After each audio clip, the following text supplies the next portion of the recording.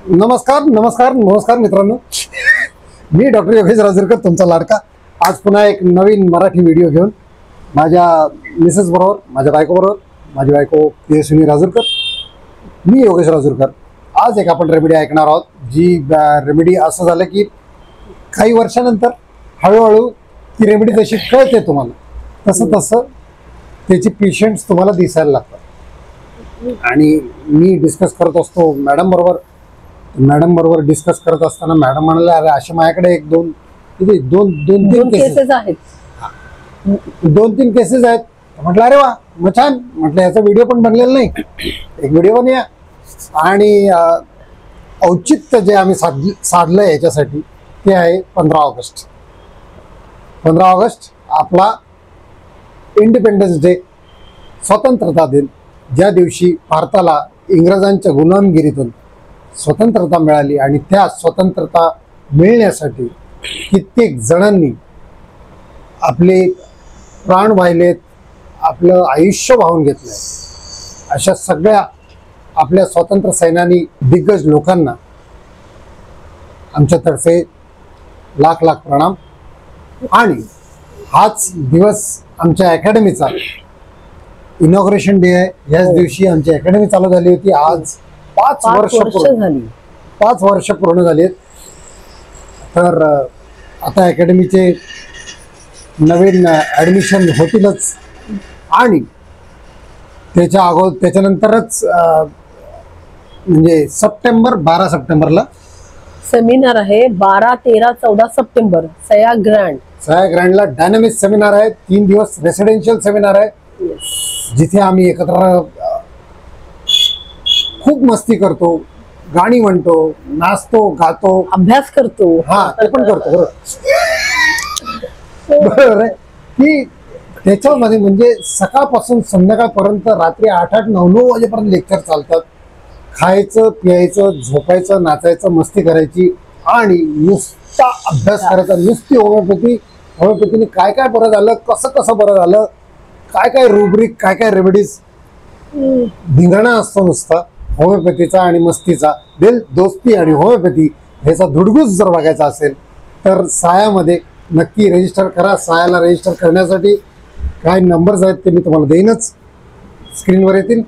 आता आपण स्वतंत्रता दिनासाठी सुंदर रेमेडी म्हणून बोलणार आहोत कॉस्टिकम या रेमेडीबद्दल. कॉस्टिकम म्हणजे आपण कॉलेजमध्ये असताना आपल्याला असं सांगितलं होतं की जे फ्रीडम फायटर्स होते ते कॉस्टिकम होते.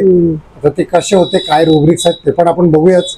पण सगळ्यात पहिले माझे कॉलेजचे मित्र जे कॉलेजला कॉस्टिकम आली तुम्हाला 10 मार्काला, आजकाल 10 मार्काला येते, आमच्या वेळेस 20 मार्काला.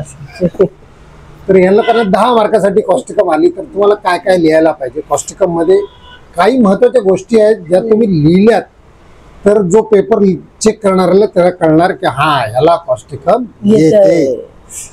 म्हणून तुम्ही असं नुसतं काही पण लिहून चालणार नाही. पेपरमध्ये चांगलं लिहायला पाहिजे. तर सगळ्यात पहिले त्याचे it is adopted to persons who are having problems of spinal cord and brain. Spinal cord आणि ब्रेनचा प्रॉब्लेम झाला तर काय दिसणार तुम्हाला, पॅरालिसिस. तर पॅरालिसिस तुम्हाला दिसतील, पॅरालिसिसचे केसेस.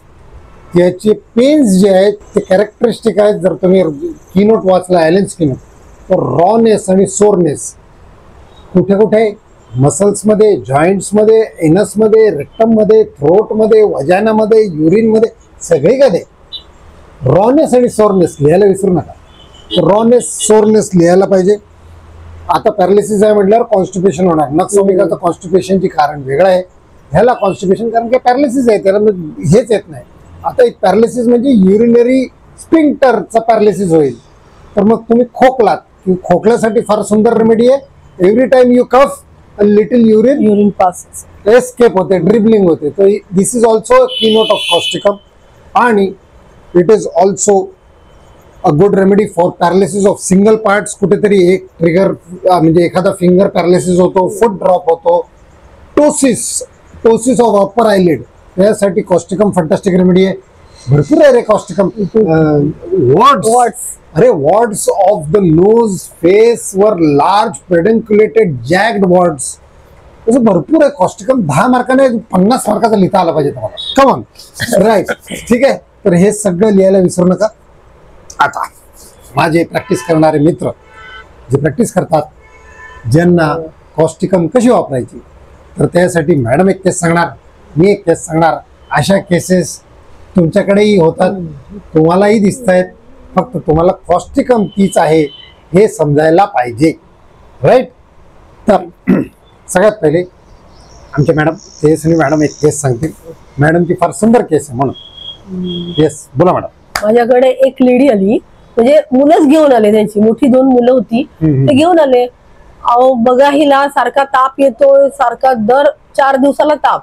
सगळे टेस्ट झाले, 1 महिना झाला ताप येतोय, सगळे टेस्ट झाले, सगळे नॉर्मल, पण काही तिचा ताप बरा होत नाही. मी म्हटलं काय काय कोण ताप देतय? कळतंय, असे प्रश्न विचारायला लागतात होमिओपॅथीमध्ये. कोण डोक्याला ताप देतय?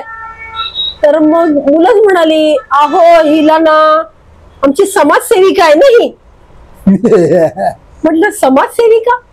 म्हणे हा. म्हटलं म्हणजे काय? तर म्हणे आमच्या सोसायटीमध्ये, माझं क्लिनिक कळंबोलीला आहे, तिथे बऱ्यापैकी सिडको बिल्डिंग आहेत, तर जुने आहेत. KL4च्या 25 वर्ष जुने बिल्डिंग आहेत. एक माळ्याच्या बिल्डिंग. आधी एक माळ्याचे होते, आता त्यांनी वरती 2-3 असं चालू. तर मग असं होतं की पावसाळ्यात खूप पाऊस आल्यावर ड्रेनेज सिस्टीम खराब होते आणि चोक होते, पाणी सगळीकडे साठतं. हे जे पेशंट आहे माझी, ती राहते 1st फ्लोअरला. तिला काहीच त्रास नाही, म्हणजे त्याचा काही त्रास नाही, फक्त एवढं की तिच्या बिल्डिंगच्या आजूबाजूला ते ड्रेनेजचं पाणी साठतं. मग त्या म्हणजे ड्रेनेज पाणी साठतं म्हटल्यावर मग अख्ख्या एरियाला त्रास होतो. तिला नाही त्रास, पण एरियाला. तर मी म्हटलं मग तुम्हाला तर काही त्रास नाहीये, मग तुम्ही कशाला एवढं हे करताय? तर म्हणे अहो मॅडम, खाली पाणी साठतं, खालच्या लोकांना त्रास होतो, आणि परत मुलं खेळतात, दुर्गंधी येते, मग त्याच्यामध्ये मच्छर, मुलं आजारी पडणार, रोगराई येणार. मुलं कशाला, मग सगळेच आजारी पडणार, आणि मग ते घाण पाणी, त्या पाण्यातून आपण जाणार, सगळ्यांनाच त्रास होणार.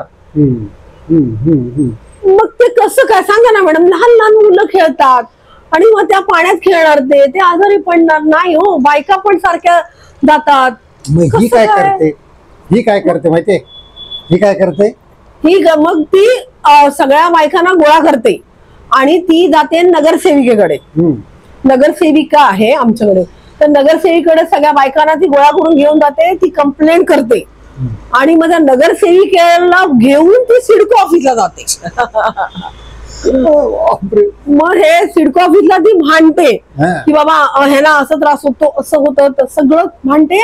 आणि मग ते 2-4 वेळा, म्हणजे सिडको ऑफिसला एकदा जायचं काम नाही, मग ते आठवड्यातून 2-4 वेळा जेव्हा जाणार तेव्हा तो पंप बसवतो. त्यांनी काय आहे ना, ते ड्रेनेज सिस्टीम, ते गटार एवढी खाली आहेत की ते ड्रेनच होत नाही, म्हटल्यावर यांना पंपाने ओढायला लागतो. आता हे सिडको कडून पंप लावलेला आहे. पाऊस पडला, पाणी भरलं की हे लोक भांडणार, की मग तो पंप येणार, पंप लागणार, ते उपसून काढणार. तर जेव्हा जेव्हा पाणी साठतं तेव्हा तेव्हा ह्या सोसायटी मधल्या बायका ह्यांच्याकडे येतात, चला ताई आपण जाऊया. मग ते नगरसेविकाशी भांडून परत ते सुद्धा, हे दर पावसाळ्याचं आहे, म्हणजे दर पावसाळ्यात म्हणण्यापेक्षा दर 15 दिवसाचं आहे पावसाळ्यामध्ये. ही आपली जाते, पावसात भिजते काय नि काय मोर्चा काढेल काय नि काय, भांड करेल काय. 4 दिवसापूर्वी मोर्चा काढला, मग त्या पावसामध्ये ती भिजली, परत आजारी. मग हे असं आमच्या समाजसेवेचं काम आहे. म्हटलं अरे ठीक आहे, मी औषध देते. मी तिला कॉस्टिकम 200चे डोस 3 दिवस घ्यायला दिले आणि शी वॉज टोटली, म्हणजे ती एकदम बरी झाली. परत ताप नाही आला, खायला वगैरे लागली आणि तिचा वीकनेस पण गेला. तुम्हाला सगळ्यांनाच एक हे असेल की ती जी समाजसेवा करत होती ती सोडली का? नाही, ती सोडली नाही. ती नाही सोडली, ती अजूनही करते. अजूनही इलेक्शन आलं किंवा काही आलं तर ती चालू असतं तिचं. फक्त एवढंच आहे की आता ती तेवढा त्याच्या डोक्याला ताप करून घेत नाही. राईट. तर हे असे कसं आहे ना, आपल्याला कॉस्टिकमची जी इमेज समजवली होती किंवा ते स्वातंत्र्य सैनानी असतात देशाच्या भल्यासाठी, सिस्टीमला बदलण्यासाठी आंदोलन करणारे आणि मोर्चा काढणारे वगैरे, आपल्याला वाटतं की बा मोठ्या स्केलवर काहीतरी राष्ट्रीय पातळीवर असणार, पण असं मी तुम्हाला सांगतो सगळीकडे सापडतं. प्रत्येक सोसायटीत असा कोणतरी एक असतो ज्याला अन्याय चालत. हो. प्रत्येक गावात एक असा असतो. आता माझ्याकडे एक गावातून बाई यायची आणि ती गावातल्या सगळ्या बायकांसाठी ती मॉमेडियन होती आणि त्यांच्या मॉमेडियन कल्चरमध्ये जितके काही त्यांची लहान म्हणजे लेडीज होत्या त्या सगळ्या लेडीज हिला, कारण का हे कसे असतात ना, लष्कराच्या भाकऱ्या भाजणारे लोक, तर लष्कर ह्यांच्याच मागे असतं ऑलवेज. आपली भाकरी हेच लोक करणार है ना. तर अख्ख्या गावाच्या बायका तिला विचारल्या यायच्या, असं तिला खोकला खूप त्रास द्यायचा. हे जे कीनोट मी आता स्टार्टिंगला सांगितलं ना की on coughing little urine escapes, तर तिला इतका जोरात खोकला यायचा की थोडीशी युरिन एस्केप व्हायची. आता मी तिला म्हटलं की अहो काय झालं, असं काय झालं, तर म्हणे गावात एक लेडीज आहे आणि तिचा नवरा हे करतो, दारू पितो, तिला मारतो, असं करतो तसं करतो, तर आणि ते घरातले तिला हे द्यायला निघाले, तिला डिवोर्स द्यायला निघाले. तर ही जाऊन त्या बाईच्या बाजूने भांडते, तिच्या नवऱ्याशी आणि तिच्या सासूशी. म्हटलं अहो त्या बाईची आई वडील भांडतील, त्या बाईचा भाऊ भांडेल. म्हणे अहो नाही, गरीब घरातली आहे ती, तिची आई नाहीये, तिला एक भाऊ आहे, तर ती काय कमाई नाही, बिचारा तो सायकल पंक्चरवाला आहे, तो कुठून त्यांच्यासमोर ह्यांचं तोंड नाही, काय तोंड नाही उघडत. त्या पोरीवर बिचारा आत्ता नवीन 25-30 वर्षाची पोरगी आहे ती, तिला काय म्हणे दिसायला चांगली नाही, असं नाही तसं नाही म्हणून तिच्यावर नुसतं तिला मारतात, झोडतात. नवरा नुसता दारू पितो आणि नवरा दारू पिऊन नवऱ्याच्याने होत नाहीये, नवऱ्याला करायला जमत नाहीये आणि हिला मूल होत नाही म्हणून हिला डिवोर्स द्यायला निघाले. तर ही जाऊन भांडते. हिचा नवरा म्हणतो तुला काय गरज पडली, तुला काय गरज पडली, तू तुझं घर बघ, तुझी पोरं बघ, तुला काम धंदे नाही, काय गरज आहे तुला. मी म्हणते असं कसं, मला नाही बघवत, हे काय अन्याय आहे. ही गडबड कॉस्टिकमची असते. Injustice cannot support. मुळात हा माणूस अफेक्शनेट आहे. अफेक्शनेट म्हणजे प्रेमळ असतं. ज्याला प्रेम आहे, कोण एखादं दिसलं बघितलं, आपण पण असं रस्त्यावरून जातो, बघतो काहीतरी कोणाला तरी मारतंय, कोणतरी चाललंय, आपण म्हणतो जाऊ दे काय असेल बा त्यांचं, आपण जातो निघून. याच्याच्या राहत नाही. हा जातो तिथं तडमडतो.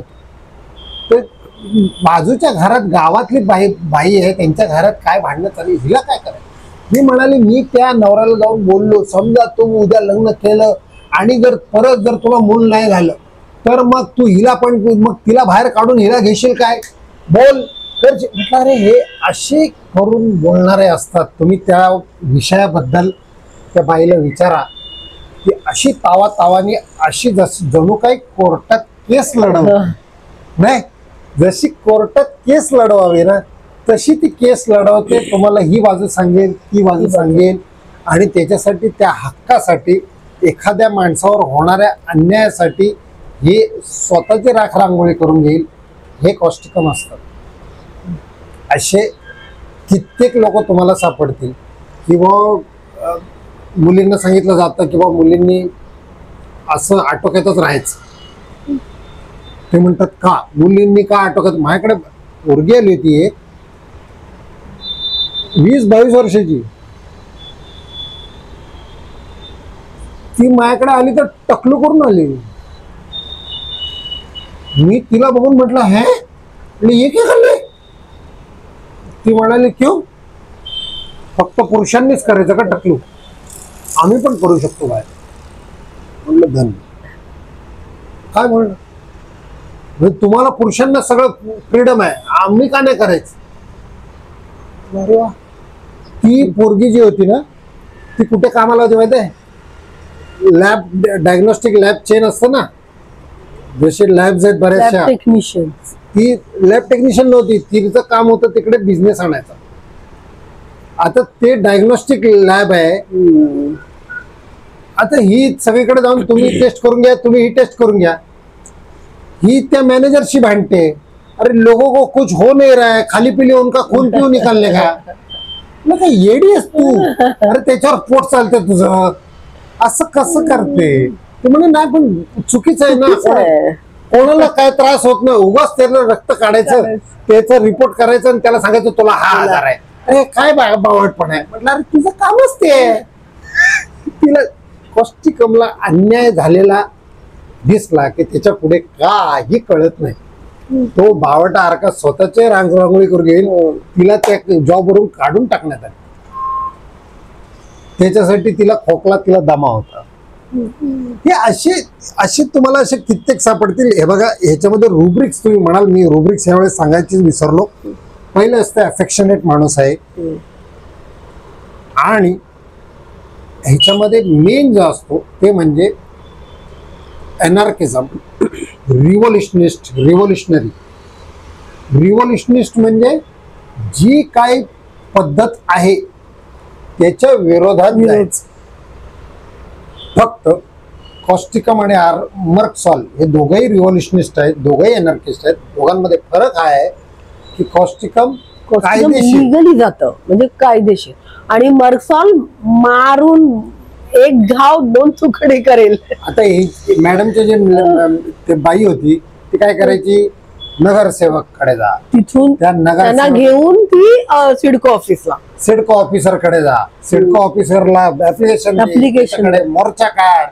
हे लिगली झालं है ना, हे लिगली करणार. आता माझी पण ही होती, ती जाऊन त्या नवऱ्याशी आणि त्या ह्याच्याशी भांडे. इथं जर मर्कसॉल असेल ना, मर्कसॉल जाऊन सिडकोच्या ऑफिस मध्ये एक बॉम्ब ठेवून देईल, झालं आमची तुम्ही नीट करू नका, तुमच्या ऑफिसची आम्ही वाट लावतो. याचे जाऊन ड्रेनेज सिस्टीम ब्लॉक करायचं काम मर्कसॉल करेल.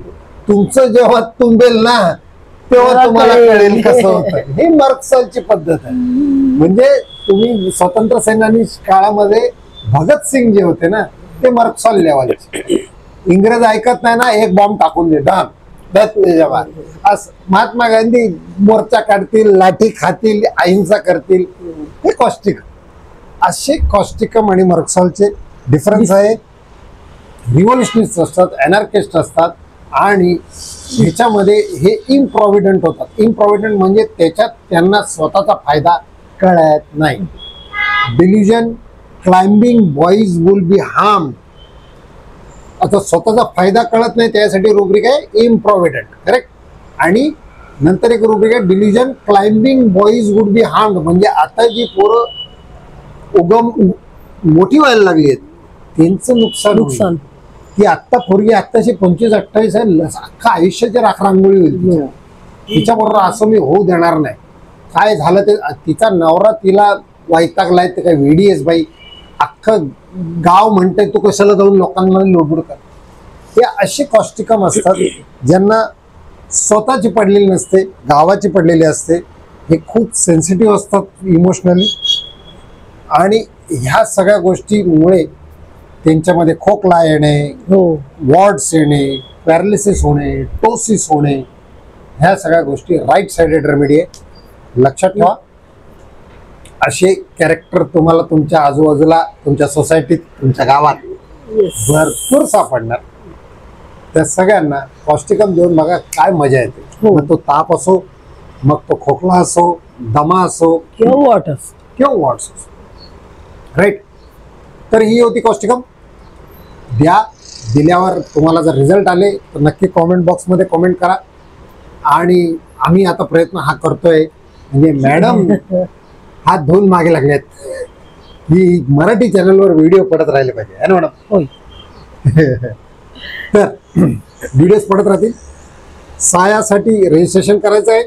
अकॅडमीचे पण आता ऍडमिशन चालू होणार आहेत, त्याचे पण डिटेल्स भेटणार. तर ज्यांना कोणाला अकॅडमीमध्ये आमच्या 1 वर्षाचा कोर्स असतो ज्याच्यामध्ये आम्ही हे सगळं शिकवतो.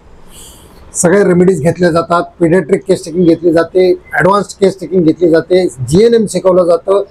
12-15 डॉक्टरांची वेगवेगळी स्टाईल आहे. आणि तुम्ही क्लिनिक मध्ये सुद्धा तुम्ही येऊ शकता पेशंट्स बघायला लाईव्ह. Mentors कडे. तुम्ही आमच्या क्लिनिकला येऊन 15-15 दिवस आमची ओपीडी अटेंड करू शकता. म्हणजे मला तसे बरेच जण म्हणतात सर मी येऊ शकते का, मी म्हणतो बाबा अकॅडमीचे स्टुडंट्स आहेत, ते गेले नंतर जागा रिकामी असली तर तुझा नंबर लागेल, नाही तर पहिला हक्क अकॅडमी स्टुडंट. राईट. तर मित्रांनो लाईक करा, सबस्क्राईब करा, कमेंट करा, शेअर करा रे आपल्या मित्रांना सगळ्यांना. येस. तर स्वातंत्र्य दिनाच्या खूप खूप शुभेच्छा. भारत माता की जय.